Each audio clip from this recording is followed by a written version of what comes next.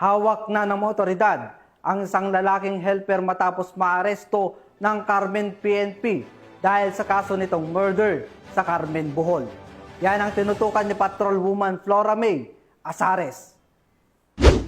Estado ng kapulisan ng Carmen ang isang truck cargo helper na may kasong murder at frustrated murder sa Barangay Poblacion, Carmen, Cebu noong 9 ng Setyembre ng taong kasulukuyan.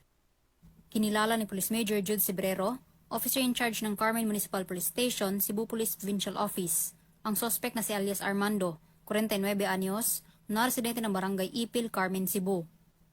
Ang suspect ay naaresto sa bisa ng warrant of arrest para sa kasong murder na walang rekomendadong piyansa at frustrated murder na may 200,000 pesos na rekomendadong piyansa.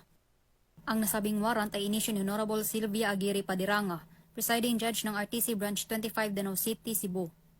Kasulukuyang nasa kustodiya ng Carmen MPS ang suspect para sa dokumentasyon at tamang disposisyon.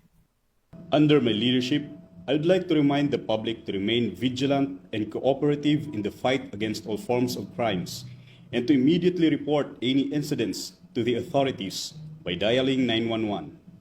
Together, we can keep our community safe and peaceful. Mula dito sa Central Visayas, ako inyong Police News Network correspondent, Patrolwoman Flora May Azares, alagad ng batas, tagataguyod ng Balitang Pulis.